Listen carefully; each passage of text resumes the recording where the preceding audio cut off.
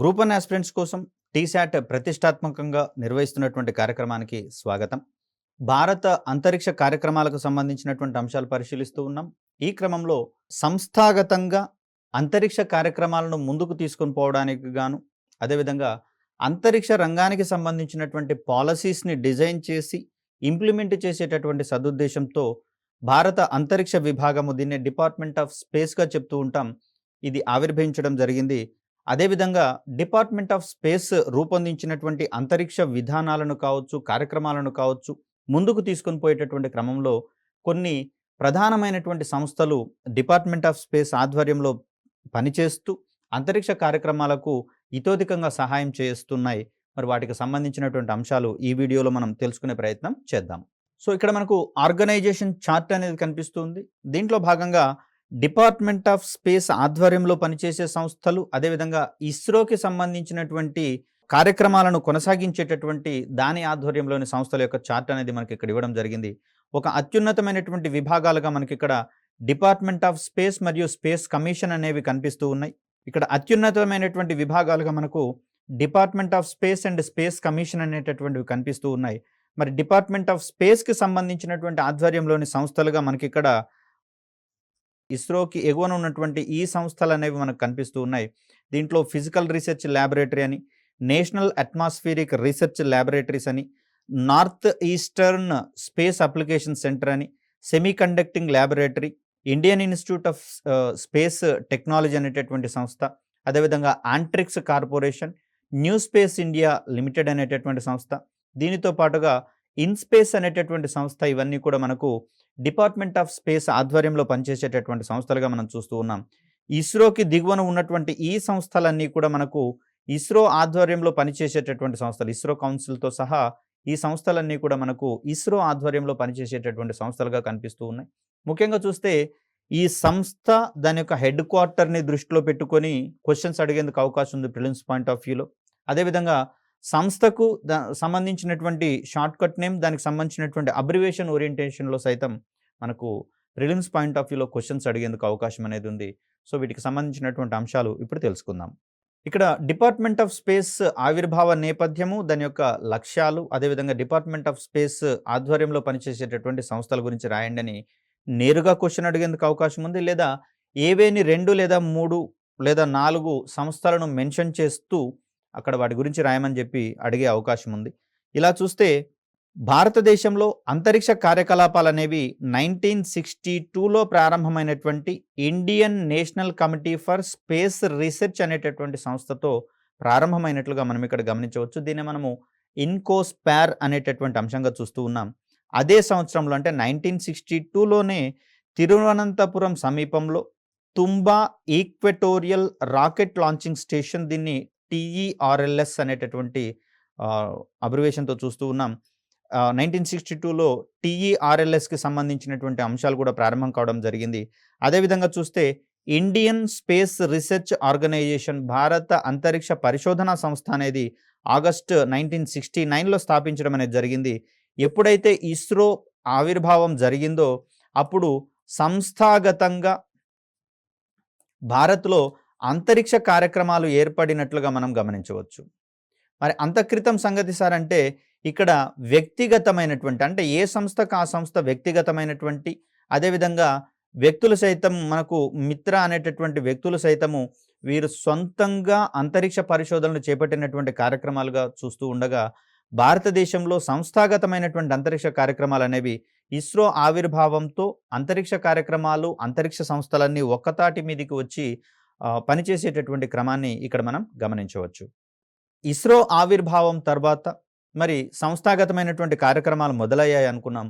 మరి అలాంటి సందర్భాలలో ఒక పటిష్టమైనటువంటి అంతరిక్ష విధానాన్ని గనక రూపొందించుకుంటే అక్కడ మరింత అభివృద్ధిని సాధించవచ్చు అనేటటువంటి అంశాలలో భాగంగా జూన్ 1972లో అంతరిక్ష సంఘం, దీన్నే మనం స్పేస్ కమిషన్కి సంబంధించినటువంటి అంశంగా చూస్తాం. అదే సంవత్సరంలో అంతరిక్ష విభాగము డిపార్ట్మెంట్ ఆఫ్ స్పేస్, దీన్ని మనం షార్ట్లుగా DOS అని చెప్పేసి అంటాం. వీటిని భారత ప్రభుత్వం ఏర్పాటు చేయడం అనేది జరిగింది. సెప్టెంబర్ 1972లో ఇస్రో 1969లో ఎస్టాబ్లిష్ చేయడం అనేది జరిగింది. అంటే 1972లో సుమారు 3 ఇయర్స్ తర్వాత ఇస్రోని డిపార్ట్మెంట్ ఆఫ్ స్పేస్ ఆధ్వర్యంలోకి తీసుకొని రావడం అనేది జరిగింది.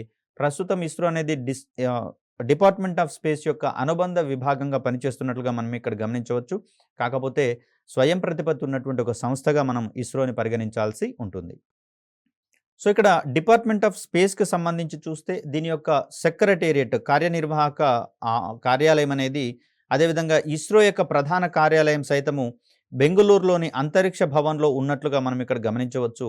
ఇక్కడ ఇస్రోకి సంబంధించినటువంటి ప్రధాన కార్యాలయంలోని పలు కార్యాలయాలు అంటే ఆఫీసెస్ అన్నీ కూడా, మల్టిపుల్ ఆఫీసెస్ అన్నీ కూడా శాటిలైట్ కమ్యూనికేషన్, భూ పరిశీలన, ఎర్త్ అబ్జర్వేషన్, ప్రయోగ వాహక నౌకలకు సంబంధించినటువంటి అంశాలలో, అంతరిక్ష శాస్త్రము, విపత్తు నిర్వహణ మద్దతులో అంతరిక్ష కార్యక్రమాలను ఉపయోగిస్తున్నటువంటి పరిస్థితులలో మరి దానికి సంబంధించినటువంటి అనుసంధానిత కార్యక్రమాలు, ప్రాయోజిత పరిశోధన పథకాలు, ఒప్పందాల నిర్వహణ, అంతర్జాతీయ సహకారము, భద్రత, విశ్వసనీయత, అంతేకాకుండా స్పేస్ సెక్టార్కి సంబంధించినటువంటి ప్రముఖమైనటువంటి అంశాలను ప్రచురించేటటువంటి సందర్భంలో, అదేవిధంగా పబ్లిక్ రిలేషన్స్కి సంబంధించి బడ్జెట్, ఆర్థిక వ్యవహారాలు, సివిల్ ఇంజనీరింగ్ మరియు మానవ వనరుల అభివృద్ధి వంటి కార్యక్రమాలన్నింటినీ సమన్వయం చేసుకోవడం మీద ప్రధానంగా దృష్టి సారించడం జరుగుతుంది. ముఖ్యంగా చూస్తే ఇస్రో ఆవిర్భావంతో సంస్థాగతంగా మనము అంతరిక్ష కార్యక్రమాలన్నీ కూడా ఏకమయ్యాయని చెప్పుకున్నాం. అంతక్రితం ఇటువంటి కార్యక్రమాలన్నీ ఏ సంస్థకు ఆ సంస్థ విడివిడిగా చేపడుతూ ఉండగా మరి ఇస్రో ఆవిర్భావంతో ఇవన్నీ ఒక్కతాటి మీదకి రావడం జరిగింది. తద్వారా భారత అంతరిక్ష కార్యక్రమాలు వేగవంతం కావడం అనేది జరిగింది. తద్వారా వితిన్ షార్ట్ స్పాన్ ఆఫ్ టైంలో గణనీయమైనటువంటి అంతరిక్ష కార్యక్రమాలలో పురోగతి అనేది కనిపించడం జరిగింది. ఇవన్నీ కూడా అక్కడ ఉన్నటువంటి కార్యాలయాలు ఇండివిజువల్గా వాటికి నిర్దేశించినటువంటి పనులను చేపట్టడంతో పాటుగా అవి అంతరిక్ష రంగ అభివృద్ధి మీద ప్రధానంగా దృష్టి సారించడం జరిగింది. కాబట్టి తద్వారా తక్కువ కాలంలోనే భారతదేశం అంతరిక్ష రంగంలో అత్యంత ప్రాధాన్యత కలిగినటువంటి కార్యక్రమాలను చేపట్టడానికి వీలు కల్పించినట్లు అయింది. మరి ఇలా భారత అంతరిక్ష కార్యక్రమాలు ముందుకు పోతున్నటువంటి దశలో డిపార్ట్మెంట్ ఆఫ్ స్పేస్కి సంబంధించి కొన్ని కార్యక్రమాలను రూపొందించుకోవడం అనేది జరిగింది.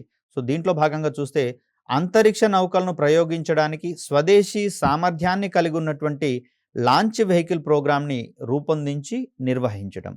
మరి ఇక్కడ స్వదేశీ వాహక అంటే ఉపగ్రహాలను ప్రయోగించగల వాహక నౌకలను అభివృద్ధి పరచడానికి ముందుగా మనం సౌండింగ్ రాకెట్ కార్యక్రమాల ద్వారా భారత వాతావరణ పరిశోధనలు అనేవి మనం చేపట్టడం అనేది జరిగింది. తద్వారా వాతావరణ పొరల గుండా ప్రయాణించేటటువంటి క్రమంలో వాహక నౌక ఏ విధమైనటువంటి ఇబ్బందులను ఎదుర్కొంటుంది, వాటిని ఏ విధంగా అధిగమించవచ్చు అనేటటువంటి ప్రాథమిక పరిశీలన అన్నీ కూడా డిపార్ట్మెంట్ ఆఫ్ స్పేస్ ఆవిర్భావానికి ముందుగానే మనం చేపట్టుకోవడం జరిగింది. సో వాటన్నింటినీ ఆధారంగా చేసుకొని మనం ప్రస్తుతం వాహక నౌకలను అభివృద్ధి పరుచుకునేటటువంటి క్రమంలో డిపార్ట్మెంట్ ఆఫ్ స్పేస్ అనేది పనిచేయడం మనం గమనించవచ్చు. అదేవిధంగా చూస్తే డిపార్ట్మెంట్ ఆఫ్ స్పేస్ ఆధ్వర్యంలో టెలికమ్యూనికేషన్స్ కావచ్చు, బ్రాడ్కాస్టింగ్ అంటే టీవీ మరియు రేడియోలకు సంబంధించినటువంటి కార్యక్రమాల ప్రసారాన్ని మనము బ్రాడ్కాస్టింగ్గా చెప్తాము. సో ఈ బ్రాడ్కాస్టింగ్కి సంబంధించినటువంటి అంశాలు, వాతావరణ శాస్త్రము, ఇక్కడ అదేవిధంగా విద్య మరియు అభివృద్ధికి సంబంధించినటువంటి అంశాలలో భాగంగా ప్రత్యేకంగా రూపొందించబడినటువంటి ప్రోగ్రాంగా మనకి ఇక్కడ ఇన్సాట్ ప్రోగ్రామ్ అనేది కనిపిస్తుంది. టెలిమెడిసిన్ కావచ్చు, టెలి ఎడ్యుకేషన్కి సంబంధించినటువంటి అంశాల్లో కావచ్చు, అదేవిధంగా డైరెక్ట్ టు హోమ్ వంటి టెక్నాలజీస్ అభివృద్ధి పరచడంలో భాగంగా కమ్యూనికేషన్ శాటిలైట్స్ యొక్క సర్వీస్ అనేది గణనీయంగా ఉంటుంది. కాబట్టి మరి దానికోసం రూపొందించబడినటువంటి డెడికేటెడ్ ప్రోగ్రాంగా మనకి ఇక్కడ ఇన్సాట్ ప్రోగ్రామ్ అనేది కనిపిస్తుంది. ఇన్సాట్ శ్రేణిలో ఇన్సాట్ ఉపగ్రహాలతో పాటుగా జీసాట్ ఉపగ్రహాలను సైతం రూపొందించి ప్రయోగించి వాటి యొక్క ప్రయోజనాలను ప్రస్తుతం మనం పొందుతూ ఉన్నాం. అదేవిధంగా చూస్తే వివిధ అభివృద్ధి ప్రయోజనాల కోసం వాడుకోవడానికి అంటే గ్రామీణాభివృద్ధికి సంబంధించి కావచ్చు, వ్యవసాయ రంగ అభివృద్ధికి సంబంధించి కావచ్చు, రిమోట్ సెన్సింగ్ సాంకేతికత అనేది చాలా ప్రయోజనకరంగా ఉంటుంది. మరి ఈ క్రమంలో విభిన్నమైనటువంటి అంశాలలో భాగంగా అభివృద్ధి పరుచుకునేటటువంటి క్రమంలో వినియోగించుకోవడానికి రిమోట్ సెన్సింగ్ ప్రోగ్రాంలో భాగంగా ఉపగ్రహాలు సేకరించినటువంటి ఉపగ్రహ చిత్రాలను సక్రమంగా వినియోగించుకోవడానికి వాటికి అవసరమైనటువంటి విభాగాలకు అందజేయడం కూడా డిపార్ట్మెంట్ ఆఫ్ స్పేస్ యొక్క ఉద్దేశాలుగా మనకు కనిపిస్తూ ఉన్నాయి. అదేవిధంగా చూస్తే అంతరిక్ష శాస్త్రము మరియు సాంకేతికతకు సంబంధించినటువంటి పరిశోధన మరియు అభివృద్ధి కార్యక్రమాలను నిరంతరం చేపట్టాల్సి వస్తుంది. మరి ఈ సందర్భంలో స్పేస్ సైన్స్కి సంబంధించి, స్పేస్ టెక్నాలజీకి సంబంధించినటువంటి పరిశోధన మరియు అభివృద్ధి కార్యక్రమాలు, దీన్ని మనం R&D యాక్టివిటీస్గా చెప్తూ ఉన్నాం. వీటిని నిర్వహించుకోవడంతో పాటు జాతీయ అభివృద్ధి కోసం వాటిని వినియోగించడం కూడా డిపార్ట్మెంట్ ఆఫ్ స్పేస్ యొక్క ప్రాథమిక విధిగా ఉండబోతోంది. ముఖ్యంగా చూస్తే నావిక్ శ్రేణిలోని ఉపగ్రహాలను ఇప్పటికే మనం ప్రయోగించుకోవడం జరిగింది. మరి ఈ క్రమంలో ప్రస్తుతము మొబైల్ ఫోన్లలో ఉన్నటువంటి జీపీఎస్ వ్యవస్థకు బదులుగా నావిక్ వ్యవస్థను మనము అడాప్ట్ చేసుకోవాల్సినటువంటి అవసరం ఉంది. దీంట్లో భాగంగా ఒప్పో ఇండియాతో ఇటీవల ఇస్రో ఒప్పందం కుదుర్చుకోవడం అనేది జరిగింది. అంటే ఒప్పో తయారు చేసేటటువంటి ఇండియాలో రూపొందించేటటువంటి మొబైల్ ఉపకరణాలలో హ్యాండ్సెట్లలో నావిక్ సాఫ్ట్వేర్ని ఇంక్లూడ్ చేయడం ద్వారా స్వదేశీ సాంకేతికతను, స్వదేశీ మార్గనిర్దేశక సాంకేతికతను ఉపయోగించేటటువంటి మొబైల్ హ్యాండ్సెట్స్‌ను రూపొందించాలనేటటువంటి సదుద్దేశం అనేది మనకి ఇక్కడ కనిపిస్తుంది. కొన్ని ప్రత్యేకమైనటువంటి పరిస్థితులలో, మనకు అత్యవసరమైనటువంటి పరిస్థితులలో అమెరికా జీపీఎస్ సేవలను తాత్కాలికంగా నిలుపుదల చేస్తున్నటువంటి సందర్భాలలో మరి అటువంటి ఇబ్బందులను అధిగమించేటటువంటి క్రమంలో రూపొందిందే నావిక్. మరి దీన్ని అభివృద్ధి పరుచుకోవడమే కాదు, భారత ప్రజలకు అది ప్రయోజనకరంగా ఉండాలి అంటే దానికి సంబంధించినటువంటి సేవలు మారుమూల ప్రాంతాలకు సైతం తీసుకొని పోవాల్సినటువంటి బాధ్యత ఉంది. కాబట్టి తదుపరి వచ్చేటటువంటి మొబైల్ హ్యాండ్సెట్లలో నావిక్ సేవలను వినియోగించుకునేటందుకు గాను మొబైల్ సంస్థలతో ఇస్రో అనేది ఒప్పందం చేసుకోవాల్సి ఉంటుంది. వీటితో పాటుగా ఇతర నావిగేషన్ సర్వీసెస్ ఏవైతే ఉన్నాయంటే మత్స్యకారులకు సంబంధించి ఇప్పటికే నావిక్ అప్లికేషన్స్‌తో కూడినటువంటి ఆపరేటర్స్‌ని వారికి అందించడం అనేది జరిగింది. తద్వారా మత్స్య సంపదను గుర్తించి వాటికి చేరుకోవడానికి, ఆ ప్రదేశాలకు చేరుకోవడానికి సాధ్యమైనంత తక్కువ నిడివితో కూడినటువంటి మార్గాలను ఈ జీపీఎస్‌తో పోలిస్తే నావిక్ సంబంధించినటువంటి ఉపకరణాల ద్వారా మెరుగైనటువంటి సర్వీసెస్ అందుతాయి కాబట్టి సంబంధిత వర్గాలకు అధిక ప్రయోజనాలు కల్పించేటటువంటి అవకాశం అనేది ఉంటుంది. మరి వాటికి సంబంధించినటువంటి ప్రయోజనాలను సాధారణ ప్రజానీకానికి అందించేటటువంటి క్రమంలో డిఓఎస్ అనేది విశేషమైనటువంటి కృషి చేస్తోంది. సో ఈ క్రమంలో అంటే పై ఉద్దేశాలకు అనుగుణంగా లక్ష్యాలను సాధించేటటువంటి క్రమంలో ఒక్క డిపార్ట్మెంట్ ఆఫ్ స్పేస్ మాత్రమే పనిచేస్తే సరిపోదు. దానికి అనుబంధంగా మరికొన్ని సంస్థలను ఎస్టాబ్లిష్ చేసి వాటి ఆధ్వర్యంలో అంతరిక్ష కార్యక్రమాలను ముందుకు తీసుకొని పోవడం అనేది జరుగుతుంది. దీంట్లో భాగంగా చూస్తే ఇండియన్ స్పేస్ రీసెర్చ్ ఆర్గనైజేషన్ అనేది కనిపిస్తుంది. దీనికి సంబంధించి మరొక స్పెసిఫిక్ క్వశ్చన్ అండ్ ఆన్సర్‌ని మనం రూపొందించుకోవడం జరిగింది. అంటే ఇస్రో ఆవిర్భావాన్ని వివరిస్తూ దాని యొక్క లక్ష్యాలు మరియు ఇస్రో ఆధ్వర్యంలో పనిచేసేటటువంటి సంస్థలకు సంబంధించినటువంటి సమాచారాన్ని మరొక క్వశ్చన్ రూపంలో మనం అందుకోవడం అనేది చూస్తాం. సో మరికొన్ని సంస్థలను గనక మనం గమనిస్తే ముఖ్యమైనటువంటి సంస్థగా మనకి ఇక్కడ ఫిజికల్ రీసెర్చ్ ల్యాబొరేటరీ, దీన్ని మనము సింపుల్‌గా PRLగా చెప్తూ ఉన్నాం. మరి ఈ సంస్థ అహ్మదాబాద్‌లో ఎస్టాబ్లిష్ అయినట్లుగా మనం చూస్తూ ఉన్నాం. దీని యొక్క హెడ్ క్వార్టర్ అనేది అహ్మదాబాద్‌లో ఉంది. ఇది డిఓఎస్ యొక్క స్వయం ప్రతిపత్తి కలిగినటువంటి వింగ్, అటానమస్ వింగ్‌గా మనం చూస్తూ ఉన్నాం. దీంట్లో భాగంగా ఖగోళ శాస్త్రము, స్పేస్ సైన్స్ మరియు ఖగోళ భౌతిక శాస్త్రం, స్పేస్ ఫిజికల్ సైన్స్, అదేవిధంగా సోలార్ ఫిజిక్స్, సౌర భౌతిక శాస్త్రాలకు సంబంధించి, ప్లానెటరీ సైన్స్‌కి సంబంధించి, అదేవిధంగా ఎక్స్‌ప్లోరేషన్‌కి సంబంధించి, అంతరిక్షము మరియు వాతావరణ శాస్త్రాలు, geo sciences, theoretical physics, atomic, molecular మరియు ఆప్టికల్ ఫిజిక్స్, అదేవిధంగా ఆస్ట్రో కెమిస్ట్రీ వంటి రంగాలలో ప్రాథమిక పరిశోధనలు అంటే బేసిక్ రీసెర్చ్ కోసం నిమగ్నమై ఉన్నటువంటి ఒక అంతరిక్ష పరిశోధన సంస్థగా మనకు ఫిజికల్ రీసెర్చ్ ల్యాబొరేటరీ అనేది కనిపిస్తుంది. సో ఇది ఇక్కడ పేర్కొన్నటువంటి అంశాలలో విశేషమైనటువంటి కృషి, పరిశోధన మరియు అభివృద్ధి కార్యక్రమాలను రూపొందించి అమలు చేస్తుంది కాబట్టి అక్కడి నుంచి అంది వచ్చినటువంటి అనుభవాల ఆధారంగా మనం అంతరిక్ష రంగంలో మరిన్ని గణనీయమైనటువంటి ప్రయోగాలు చేపట్టడానికి, విజయాలు సాధించడానికి అవకాశం అనేది దొరుకుతుంది. ఇక్కడ గ్రహాన్వేషణలో సైతం ఫిజికల్ రీసెర్చ్ ల్యాబొరేటరీ అనేది చురుకుగా ఉంటున్నట్లుగా మనం ఇక్కడ గమనించవచ్చు. గ్రహశాస్త్రంలో కావచ్చు, అన్వేషణ మరియు రంగాలలో గణనీయమైనటువంటి పురోగతి ఇప్పటికే సాధించడం అనేది జరిగింది. నక్షత్రాలకు సంబంధించి సౌర ఖగోళ శాస్త్రం అంటే సోలార్ ఆస్ట్రానమీకి సంబంధించినటువంటి అధ్యయనాల కోసము మౌంట్ ఆబూలోని ఇన్ఫ్రారెడ్ అబ్జర్వేటరీ, అదేవిధంగా ఉదయపూర్లో ఎస్టాబ్లిష్ చేసినటువంటి సోలార్ అబ్జర్వేటరీ నిర్వహించడం అనేది చూస్తూ ఉన్నాం. అహ్మదాబాద్లోని తాల్తేజ్లో ఉన్నటువంటి మరొక ప్రాంగణంలో ప్లానెటరీ ఎక్స్‌ప్లోరేషన్ కోసము ప్రత్యేకమైనటువంటి కార్యక్రమాలు నిర్వహించడం అనేది జరుగుతుంది. తద్వారా ఈ సంస్థల ద్వారా నిరంతరము ఖగోళ అన్వేషణను చేపడుతూ భూమి వైపుకి దూసుకొని వచ్చేటటువంటి ప్రమాదకరమైనటువంటి పరిస్థితులను నివారించుకునేటటువంటి క్రమంలో అవసరమైనటువంటి కార్యక్రమాలు రూపొందించడానికి ఇటువంటి అధ్యయనాలు అనేది ఉపయోగపడడం జరుగుతుంది. మరొక డిఓఎస్ ఆధ్వర్యంలోని సంస్థను గనక మనం గమనిస్తే నేషనల్ అట్మాస్ఫియరిక్ రీసెర్చ్ ల్యాబొరేటరీ, దీన్ని మనం సింపుల్‌గా ఎన్ఏఆర్ఎల్ అబ్రివియేటెడ్‌గా చూస్తూ ఉన్నాం. డిపార్ట్మెంట్ ఆఫ్ స్పేస్ మద్దతుతో తిరుపతికి సమీపంలో ఉన్నటువంటి గాదంకిలో ఈ సంస్థ ఎస్టాబ్లిష్ అయినట్లుగా మనకు గమనిస్తూ ఉన్నాం. ఇది వాతావరణ పరిశోధన కోసం ఏర్పాటు చేయబడినటువంటి స్వయం ప్రతిపత్తితో కూడినటువంటి ఒక సంఘంగా మనకిక్కడ కనిపిస్తూ ఉంది. ఈ నేషనల్ అట్మాస్ఫియరిక్ రీసెర్చ్ ల్యాబొరేటరీ ద్వారా సాంకేతికత అభివృద్ధి, పరిశీలనలు, డేటా ఆర్కైవల్ అంటే అందినటువంటి సమాచారాన్ని భద్రపరచడంతో పాటుగా దానిని విభిన్నమైనటువంటి అవసరాల కోసం అవసరమైన విభాగాలకు వ్యాప్తి చేయడము, డేటా కలెక్ట్ చేయడము మరియు మోడలింగ్ అంటే సేకరించినటువంటి సమాచారాన్ని ప్రయోజనాలు అందుకునేటటువంటి అంశాలలో భాగంగా దాన్ని అనువైనటువంటి పరిస్థితులలోకి మార్చుకోవాల్సి వస్తుంది. మరి వాటన్నింట్లలోనూ ఈ నేషనల్ అట్మాస్ఫియరిక్ రీసెర్చ్ ల్యాబొరేటరీ అనేది పాలుపంచుకుంటుంది.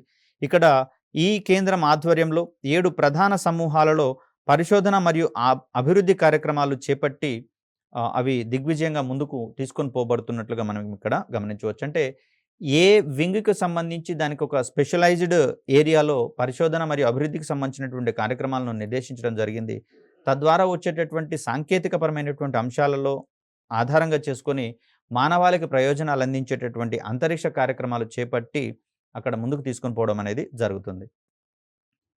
ఇక్కడ ఎన్ఏఆర్ఎల్‌లో ఉండేటటువంటి ఈ 7 సమూహాలకు సంబంధించినటువంటి అంశాలు గనక మనం గమనిస్తే radar application and development group ఒకటి, ionospheric and space research group ఒకటి, atmospheric structure and dynamics group ఒకటి, cloud and convective systems group ఒకటి, aerosols radiation and trace gases group ఒకటి, weather and climate research group ఒకటి, computers and data management group, ఇలా 7 విభిన్నమైనటువంటి సమూహాలు గ్రూప్స్‌గా విభజితమై సంబంధిత కార్యక్రమాలను ముందుకు తీసుకొని పోవడానికి ఆస్కారం కల్పించబడింది. సో, ఇక్కడ ఎగువన పేర్కొన్నటువంటి ఈ కార్యక్రమాలతో పాటుగా లైడార్ అంటే దీన్ని మనము లైట్ డిటెక్షన్ అండ్ రేంజింగ్, ఇక్కడ మనము సోనార్ చూసాము, రాడార్ సాంకేతికతలను చూసాం. అదేవిధంగా కాంతిని ఆధారంగా చేసుకొని వస్తువుల మధ్య ఉండేటటువంటి దూరాలను వాటి యొక్క పరిధిని గమనించేటటువంటి ఒక సాంకేతికతగా మనకి ఇక్కడ లైడార్ అనేది కనిపిస్తుంది. లైట్ డిటెక్షన్ అండ్ రేంజింగ్ అనేటటువంటి ఈ ప్రాజెక్టుని advanced space Born instrument development project వంటి నిర్దిష్ట ప్రాజెక్టులను సైతం కూడా ఇక్కడ ఈ కేంద్రము చేపడుతున్నట్లుగా మనం ఇక్కడ గమనించవచ్చు. సో, ఇక్కడ మరొక ముఖ్యమైనటువంటి సంస్థగా మనకు north eastern space application centre కనిపిస్తుంది. ఇది ముఖ్యంగా చూస్తే ఈశాన్య రాష్ట్రాలలో అంతరిక్ష ప్రయోజనాలను అందించేటటువంటి ఒక సంస్థగా మనకు కనిపిస్తుంది. ఇక్కడ స్పేస్ సైన్స్ మరియు టెక్నాలజీని ఉపయోగించి నార్త్ ఈస్టర్న్ రీజియన్‌కి దాని యొక్క అభివృద్ధికి కట్టుబడి ఉన్నటువంటి సంస్థగా ఇది కనిపిస్తుంది. అందుకు అవసరమైనటువంటి తోడ్పాటును అందించడానికి డిపార్ట్మెంట్ ఆఫ్ స్పేస్ మరియు నార్త్ ఈస్టర్న్ కౌన్సిల్ సంయుక్తంగా ఉమియామ్, ఇది షిల్లాంగ్‌లో ఉన్నట్లుగా మనం గమనించవచ్చు, ఒక అంతరిక్ష కేంద్రాన్ని ఏర్పాటు చేసి దానికి పెట్టుకున్నటువంటి పేరుగా మనకిక్కడ నార్త్ ఈస్టర్న్ స్పేస్ అప్లికేషన్ సెంటర్‌గా మనం గమనిస్తున్నాం. అంటే నార్త్ ఈస్టర్న్ స్టేట్స్ అనేవి సెపరేట్‌గా ఒక ప్రత్యేకమైనటువంటి వాతావరణాన్ని, కల్చర్‌ని కలిగి ఉన్నటువంటి దరిమిల అక్కడ అంతరిక్ష రంగం అందించేటటువంటి ప్రయోజనాలను అక్కడ గరిష్టంగా వినియోగించుకోవడానికి గాను ఉద్దేశించబడినటువంటి అంతరిక్ష కేంద్రంగా ఈ north eastern space application centre కనబడుతోంది. మరి దీనికి సంబంధించినటువంటి ఇతర కీలకమైనటువంటి విషయాలు పరిశీలిస్తే అంతరిక్ష విజ్ఞానము మరియు సాంకేతిక మద్దతును అందించడం ద్వారా భారతదేశం యొక్క ఈశాన్య ప్రాంతం యొక్క సమగ్ర అభివృద్ధిలో వేగవంతం చేయడానికి అత్యున్నత సాంకేతిక మౌలిక సదుపాయాలను అభివృద్ధి చేయవలసినటువంటి గురుతర బాధ్యత ఈ కేంద్రం మీద ఉన్నట్లుగా మనం గమనించవచ్చు. ముఖ్యంగా చూస్తే ఇక్కడ ఉన్నటువంటి ప్రాంతాలన్నీ కొండ ప్రాంతాలుగా మనం గమనించవచ్చు. తద్వారా రవాణా సౌకర్యాలు కూడా కొంత వెనుకబడి ఉన్నట్లుగా మనం చూస్తూ ఉన్నటువంటి దరిమిల మరి ఈ ప్రాంతాల్లో వారికి విద్యా సంబంధమైనటువంటి అదేవిధంగా వైద్యపరమైనటువంటి శిక్షణ కార్యక్రమాలను అందించేటటువంటి క్రమంలో, అదేవిధంగా వ్యవసాయ రంగానికి అవసరమైనటువంటి శిక్షణను అందించేటటువంటి క్రమంలో మరి సంబంధిత నిపుణులను ఆ ప్రాంతాలకు చేరవేయడం అనేది కొంచెం కష్టసాధ్యమైనటువంటి పని. కాబట్టి దీనిని మనము అంతరిక్ష సాంకేతికతను ఆధారంగా చేసుకొని మరింత మేలైనటువంటి నిపుణుల ఆధ్వర్యంలో శిక్షణా కార్యక్రమాలను రూపొందించి సంబంధిత ప్రజలకు టీవీ కార్యక్రమాల ద్వారా గనక చేరువ చేసినట్లయితే ఎటువంటి కష్టం లేకుండానే చాలా త్వరితగతిన వారిని నిపుణులుగా, సబ్జెక్ట్ ఎక్స్పర్ట్స్‌గా మార్చేందుకు అవకాశం ఉంది. తద్వారా వ్యవసాయ రంగాన్ని కావచ్చు, వైద్య రంగాన్ని కావచ్చు, విద్యా రంగాన్ని కావచ్చు, ఆశించినటువంటి ప్రయోజనాలను అంతరిక్ష ఆధారిత కార్యక్రమాల ద్వారా చేపట్టేటందుకు అవకాశం అనేది దొరుకుతుంది. సో, ఇక్కడ ఈ కేంద్రం ద్వారా ఎన్ఈఆర్‌లో అంటే సహజ వనరుల యొక్క నిర్వహణ, నార్త్ ఈస్ట్ రీజియన్‌లో సహజ వనరుల యొక్క నిర్వహణ, మౌలిక సదుపాయాల ప్రణాళిక, ఆరోగ్య సంరక్షణ, విద్య, అత్యవసర కమ్యూనికేషన్, ఎమర్జెన్సీ కమ్యూనికేషన్స్, అదేవిధంగా విపత్తు నిర్వహణకు సంబంధించి కూడా అంతరిక్ష రంగం యొక్క అనువర్తనాలు ఉంటున్నటువంటి పరిస్థితులలో సైన్స్ మరియు పరిశోధన వాతావరణం కోసం అవసరమైనటువంటి ప్రమాదకరమైనటువంటి సమయాలలో ముందస్తు హెచ్చరికలను చేసేటటువంటి క్రమంలో ప్రధాన జాతీయ మరియు ప్రాంతీయ కార్యక్రమాల అమలుకు ఒక నోడల్ కేంద్రంగా ఇది పనిచేస్తున్నట్లుగా మనం ఇక్కడ గమనించవచ్చు. North east space application centre ఇందుకోసము స్టేట్ రిమోట్ సెన్సింగ్ అప్లికేషన్ సెంటర్లతో పాటు వివిధ కార్యక్రమాలను సమన్వయం చేసుకోవడానికి ఉద్దేశించబడింది ఇది. సో, ఇక్కడ ఏంటంటే రిమోట్ సెన్సింగ్ ద్వారా అక్కడ ఉన్నటువంటి సహజ వనరులను గుర్తించడంతో పాటుగా పంట దిగుబడులను, అదేవిధంగా సాగుకు సంబంధించినటువంటి విస్తీర్ణాలను సైతం మనం అంతరిక్ష సాంకేతికత ఆధారంగా కనుగొనవచ్చు. కాబట్టి మరి ఈ కార్యక్రమాలన్నింటినీ సమన్వయం చేసుకుంటూ ఈశాన్య రాష్ట్రాల మీద ప్రత్యేకమైనటువంటి అభివృద్ధి దృష్టితో ఈ సంస్థ పనిచేస్తున్నట్లుగా చూడవచ్చు. సో, ఇక్కడ నార్త్ ఈస్ట్ రీజియన్ ప్రాంతంలో వినియోగదారు ఏజెన్సీలతో స్పాన్సర్ చేయబడినటువంటి అనేకమైనటువంటి అప్లికేషన్ ఓరియంటెడ్ ప్రాజెక్టులను పూర్తి చేసినట్లుగా మనం ఇక్కడ గమనించవచ్చు.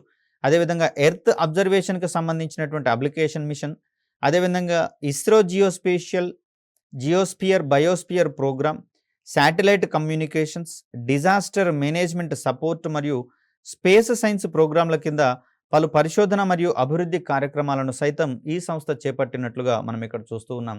తద్వారా అంతరిక్ష సాంకేతికత ఆధారంగా నార్త్ ఈస్ట్ ప్రాంతాన్ని వేగవంతంగా అభివృద్ధి చేయడానికి అవకాశం అనేది దొరుకుతుంది. సో, మరొక ముఖ్యమైనటువంటి సంస్థ డిపార్ట్మెంట్ ఆఫ్ సైన్స్ స్పేస్ ఆధ్వర్యంలో పనిచేసేటటువంటి ఒక సంస్థగా మనకి ఇక్కడ సెమీ కండక్టర్ ల్యాబొరేటరీ అనేది కనిపిస్తుంది. ముఖ్యంగా చూస్తే అంతరిక్ష కార్యక్రమాలను ముందుకు తీసుకొని పోయేటటువంటి క్రమంలో అవసరమైనటువంటి సెమీ కండక్టర్ టెక్నాలజీస్కి సంబంధించి, సెమీ కండక్టర్ డివైజెస్కి సంబంధించినటువంటి పరిశోధన మరియు అభివృద్ధి కార్యక్రమాలలో ఈ సంస్థ నిమగ్నమై ఉన్నట్లుగా మనం ఇక్కడ చూడవచ్చు. డిపార్ట్మెంట్ ఆఫ్ స్పేస్ కింద చండీగఢ్లో స్వయం ప్రతిపత్తి కలిగినటువంటి అంతరిక్ష సంస్థగా సెమీ కండక్టర్ ల్యాబొరేటరీ అనేది పనిచేస్తూ ఉంది. ఇది అప్లికేషన్ స్పెసిఫిక్ ఇంటిగ్రేటెడ్ సర్క్యూట్స్, అదేవిధంగా opto electronic imaging, micro electro mechanical systems వంటి ఉపకరణాల design, development, fabrication, assembly, packaging, testing మరియు విశ్వసనీయతలకు సంబంధించి ఈ సంస్థ కట్టుబడి ఉన్నట్లుగా మనం ఇక్కడ గమనించవచ్చు. ముఖ్యంగా చూస్తే ఆప్టో ఎలక్ట్రానిక్స్ అండ్ ఇమేజింగ్కి సంబంధించి చూస్తే ఇది శాటిలైట్లోని ప్రత్యేకమైనటువంటి సెన్సార్స్ కొన్ని దృశ్యాలను చిత్రించేటటువంటి క్రమంలో అక్కడ వచ్చినటువంటి దృశ్యకాంతిని ఆధారంగా చేసుకొని వాటన్నింటినీ కూడా ఎలక్ట్రిక్ సిగ్నల్స్గా మార్చి దాన్ని సంబంధిత గ్రౌండ్ స్టేషన్స్కి ప్రసారం చేయడం అనేది జరుగుతుంది. ఇక్కడి నుంచి అందినటువంటి ఈ సిగ్నల్స్ ఏవైతే ఉన్నాయో వాటిని మళ్ళీ దృశ్యాలుగా మార్చి సంబంధిత పరిశీలన కోసం అనేది చేపట్టడం జరుగుతుంది. దీన్ని ఇమేజింగ్కి సంబంధించినటువంటి అంశాలుగా చూస్తూ ఉన్నాం. ముఖ్యంగా చూస్తే ఉపగ్రహాలు అందించినటువంటి ఈ ఇమేజింగ్ ఏదైతే ఉందో ఇవి నేరుగా వినియోగించుకోవడానికి అనుకూలంగా ఉండవు. సంబంధిత శాస్త్రవేత్తలు వారిదైనటువంటి పరిశోధనల ఆధారంగా నేర్చుకున్నటువంటి అంశాలను ఇక్కడ ఆ చిత్రాలని ఎనలైజ్ చేయడానికి ఉపయోగించుకొని తద్వారా వచ్చినటువంటి సమాచారాన్ని సంబంధిత విభాగాలకు అందజేయడం అనేది జరుగుతుంది. ఇవి ముఖ్యంగా చూస్తే కొంచెం కోడింగ్, డీకోడింగ్కి సంబంధించినటువంటి అంశాలుగా కూడా మనం చూడవచ్చు. ముఖ్యంగా చూస్తే వాతావరణానికి సంబంధించినటువంటి అంశాలను అధ్యయనం చేస్తే ఉష్ణోగ్రతల్లో వ్యత్యాసాలు ఉన్నటువంటి ప్రాంతాలను విభిన్నమైనటువంటి రంగులు గల చిత్రాలుగా ఈ ఉపగ్రహాలు మనకు అందించడం అనేది జరుగుతుంది. సో, అందులో ఉన్నటువంటి కలర్స్ ఆధారంగా తీవ్రతని అంచనా వేసుకుంటూ సంబంధిత శాస్త్రవేత్తలు మరి అవసరమైనటువంటి ముందస్తు హెచ్చరికలను జారీ చేయడం, అదేవిధంగా ఉపశమన చర్యలు చేపట్టడం అనేది జరుగుతుంది. ఇలా స్పేస్ టెక్నాలజీకి సంబంధించినటువంటి సమాచారం నేరుగా మనం వినియోగించుకోవడానికి అనుకూలంగా ఉండవు. దాన్ని సంబంధిత విభాగాలు అవసరమైనటువంటి ప్రాసెసింగ్ మొత్తం చేసి అనుకూలమైనటువంటి స్థితిలో మనకు అందజేయడం అనేది జరుగుతుంది. సో, ఇలా సెమీ కండక్టింగ్ ల్యాబొరేటరీ అనేది కనుక చూస్తే దేశంలో బలమైనటువంటి మైక్రో ఎలక్ట్రానిక్స్ స్థావరాన్ని సృష్టించేందుకు మరియు very large scale integrated circuit డొమైన్లో అవసరమైనటువంటి సామర్థ్యాలను కావాల్సిన సామర్థ్యాలను మెరుగుపరచడానికి కృషి చేస్తున్నట్లుగా మనం ఇక్కడ చూస్తూ ఉన్నాం. సెమీ కండక్టర్ ల్యాబొరేటరీ కూడా ఇస్రో యూనిట్ల కోసం హై రెల్ బోర్డ్ ఫ్యాబ్రికేషన్ మరియు కాంపోనెంట్ స్క్రీనింగ్లో నిమగ్నమై ఉన్నట్లుగా మనం ఇక్కడ గమనించవచ్చు. కొన్ని టెక్నికల్ టెర్మినాలజీ కీలకంగా ఉన్నటువంటి పరిస్థితులలో పూర్తిగా కాకపోయినా కొన్ని ఏరియాస్ని మనం మెన్షన్ చేసుకోవాల్సి వస్తుంది. అందుకనే కంప్లీట్ ఇన్ఫర్మేషన్ మీకు అందించే ప్రయత్నం చేస్తున్నాను. ఇక్కడ వాతావరణ అధ్యయనాల కోసం రేడియో సోండే అసెంబ్లీ అనేటటువంటి దాన్ని కూడా నిర్వహించడం అనేది జరుగుతుంది. ముఖ్యంగా చూస్తే ఇది వాతావరణ అధ్యయనాల కోసం ఉద్దేశించినటువంటి ఒక ప్రత్యేకమైనటువంటి సాంకేతికతగా మనకు కనిపిస్తుంది. అదేవిధంగా సెమీ కండక్టింగ్ ల్యాబొరేటరీ అనేది సెమీ కండక్టర్ ఫ్యాబ్రికేషన్ రంగంలో సాంకేతిక నైపుణ్యం కోసం ఇంకా మెరుగ్గా ఉండాలని చెప్పేసి ప్రయత్నిస్తూనే ఉంది. దీన్నే సెమీ కండక్టింగ్ ఇండస్ట్రీలో వచ్చేటటువంటి అభివృద్ధి మరియు పరిశోధన కార్యక్రమాలకు అంతరిక్ష రంగానికి సంబంధించినటువంటి అంశాల్లో భాగంగా ఈ సెమీ కండక్టింగ్ ల్యాబొరేటరీ చేపడుతున్నట్లుగా మనం ఇక్కడ గమనించవచ్చు. మరొక ముఖ్యమైనటువంటి సంస్థగా Indian institute of space science and technology అనేది మనకి ఇక్కడ కనిపిస్తూ ఉంది. ఆసియాలోనే మొట్టమొదటి అంతరిక్ష విశ్వవిద్యాలయంగా మనకు ఐఐఎస్టి అనేది కనిపిస్తుంది, Indian institute of space science and technology. భారతీయ అంతరిక్ష కార్యక్రమం యొక్క డిమాండ్లను తీర్చడానికి అంతరిక్ష శాస్త్రము మరియు సాంకేతికతలో అధిక నాణ్యమైనటువంటి విద్యను అందించేటటువంటి లక్ష్యంతో 2007లో వలయమల, ఇదే తిరువనంతపురంలో ఉన్నటువంటి ఒక ప్రాంతంగా మనకి ఇక్కడ కనిపిస్తుంది. మరి ఇక్కడ ఏర్పాటు చేసినటువంటి ఒక అత్యున్నతమైనటువంటి అంతరిక్ష అంటే స్పేస్ యూనివర్సిటీగా మనకు ఐఐఎస్టి అనేది Indian institute of space science and technology అనేది మనకు కనిపిస్తూ ఉంది. ఇక్కడ ఈ ఐఐఎస్టి సంస్థ ఆధ్వర్యంలో భాగంగా స్పేస్ సైన్స్ మరియు టెక్నాలజీ అదేవిధంగా అప్లికేషన్ల కోసం విస్తృతమైనటువంటి రంగాలలో అండర్ గ్రాడ్యుయేట్ స్థాయి అంటే డిగ్రీకి సంబంధించినటువంటి స్థాయిలో, పోస్ట్ గ్రాడ్యుయేట్ స్థాయిలో మరియు డాక్టోరల్ మరియు పోస్ట్ డాక్టోరల్ ప్రోగ్రాంలను రూపొందించి సంబంధిత మానవ వనరులకు అందించడం అనేది జరుగుతుంది. ముఖ్యంగా చూస్తే 7 విభాగాల్లో దాదాపు 100 మంది అధ్యాపక సిబ్బందిని కలిగి అత్యుత్తమైనటువంటి బోధనాభ్యసన మరియు పరిశోధనలకు ఈ సంస్థ కట్టుబడి ఉన్నట్లుగా మనం ఇక్కడ గమనించవచ్చు. సో ఐఐఎస్టికి సంబంధించినటువంటి ఇతర అంశాలను కనుక గమనిస్తే ఇది అంతరిక్ష అధ్యయనాలలో అత్యాధునికమైనటువంటి పరిశోధన మరియు అభివృద్ధి కార్యక్రమాలను ప్రోత్సహించడానికి ఉద్దేశించబడినటువంటి ఒక సంస్థగా మనం ఇక్కడ గమనించవచ్చు. తద్వారా ఇండియన్ స్పేస్ ప్రోగ్రామ్ కోసం కొత్త దిశలను అన్వేషించడానికి ఒక థింక్ ట్యాంక్గా మనకు ఇది పనిచేస్తున్నట్లుగా మనం ఇక్కడ గమనించవచ్చు. ముఖ్యంగా చూస్తే మామ్ వంటి అంతరిక్ష యాత్రలను చేపట్టేటటువంటి క్రమంలో ఇతర దేశాలకు సంబంధించి చూస్తే అధిక మొత్తంలో వ్యయం కావడం జరిగింది. మరి ఇస్రోకు సంబంధించినటువంటి ఈ అంగారక అన్వేషణ యాత్రలో కేవలం ఒక హాలీవుడ్ సినిమాని తీసినటువంటి ఖర్చుతో పోలిస్తే అంతే సమానమైనటువంటి ఖర్చుతో ఈ ప్రయోగాన్ని చేపట్టబడినట్లుగా ప్రపంచ దేశాలన్నీ ఈసడించుకున్న పరిస్థితి మనం చూస్తూనే ఉన్నాం. సరే, వారి యొక్క అభిప్రాయాలు ఎలా ఉన్నా కూడా ప్రపంచంలోనే తొలి ప్రయత్నంలోనే అంగారక గ్రహాన్ని చేరినటువంటి మొట్టమొదటి దేశంగా భారతదేశం ఖ్యాతి గడించడం అనేది జరిగింది.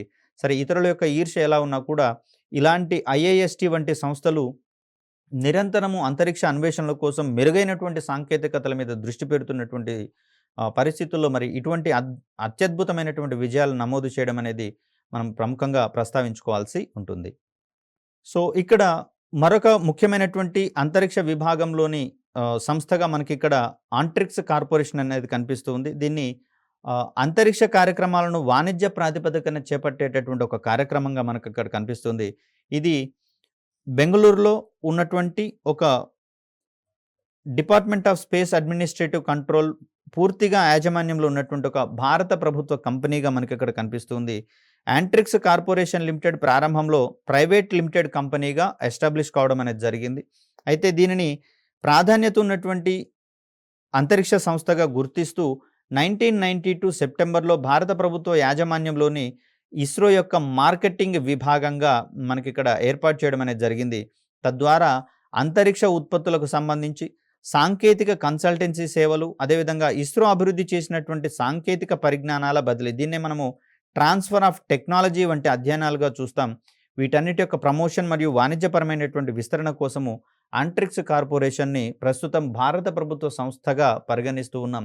ప్రారంభంలో ఇది ప్రైవేట్ లిమిటెడ్ కంపెనీగా ప్రారంభించబడినా కూడా కాలక్రమంలో దీనికి ఉన్నటువంటి విశేష ప్రాధాన్యత దృష్ట్యా ప్రభుత్వ సంస్థగా మార్చడం జరిగింది. సో ఇలా మనకు డిపార్ట్మెంట్ ఆఫ్ స్పేస్ ఆధ్వర్యంలో తయారయ్యేటటువంటి అంతరిక్ష రంగానికి సంబంధించినటువంటి పాలసీస్ని అమలు చేయడానికి, అదేవిధంగా అంతరిక్ష కార్యక్రమాలను ముందుకు తీసుకొని పోయేటటువంటి క్రమంలో డిపార్ట్మెంట్ ఆఫ్ స్పేస్ ఆధ్వర్యంలో పనిచేసేటటువంటి సంస్థల గురించి తెలుసుకున్నాం. అదేవిధంగా ఇస్రోకి సంబంధించి ఇస్రో రూపొందించి అమలు చేస్తున్నటువంటి కార్యక్రమాలకు సంబంధించి, తద్వారా వస్తున్నటువంటి అంతరిక్ష ప్రయోజనాలకు సంబంధించి మరికొన్ని వీడియోల్లో మీకు వివరించే ప్రయత్నం చేస్తాను. అప్పటి వరకు సెలవు. ధన్యవాదాలు.